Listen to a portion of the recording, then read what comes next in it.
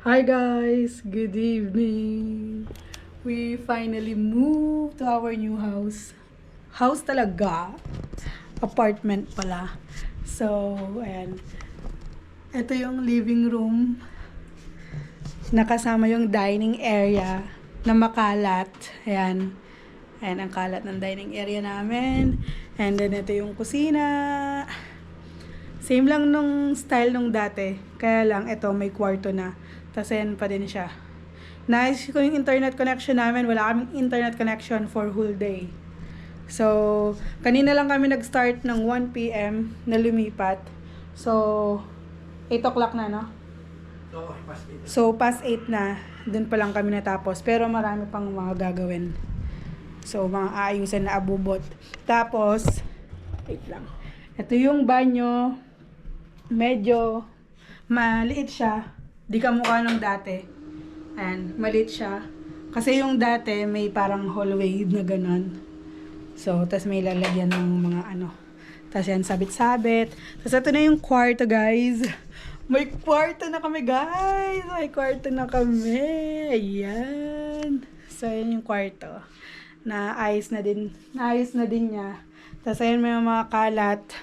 Tapos yung wardrobe umikli kasi 'di ba yung sa studio mahaba yung wardrobe, parang tatlong pintuan ng salamin. So ngayon dalawa na lang. So ayan.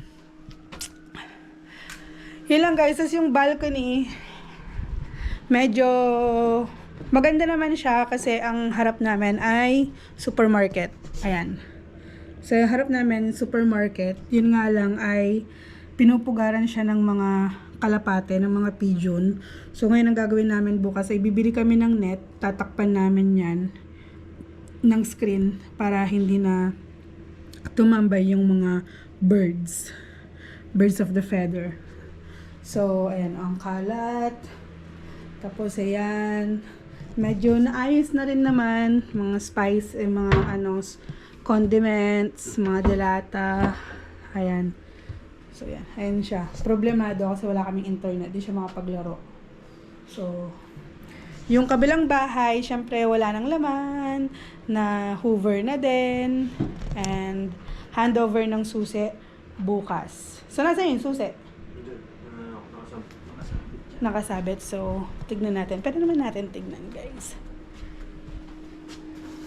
So, papakita ko sa inyo na wala nang laman. Let's go. Empty na siya. And nalinis na namin. So, handover ng susi bukas. So, ngayon, ang ano lang dito ay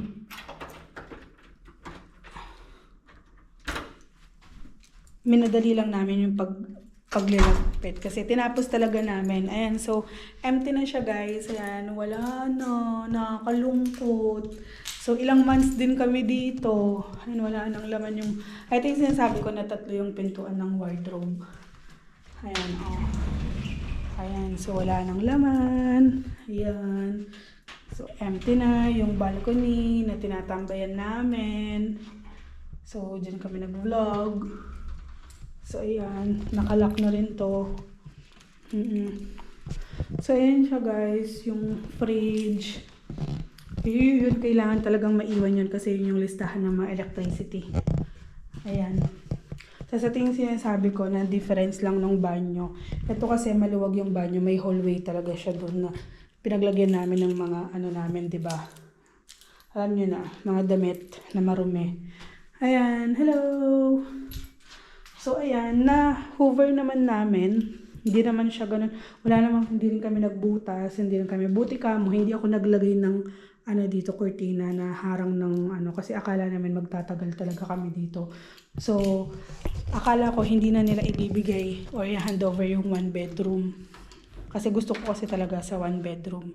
So, anyway guys, marami kaming memories dito. Alam nyo na, mga vlog-vlog namin, pag-aaway namin. So, yun lang. Ayan, ilalak na natin.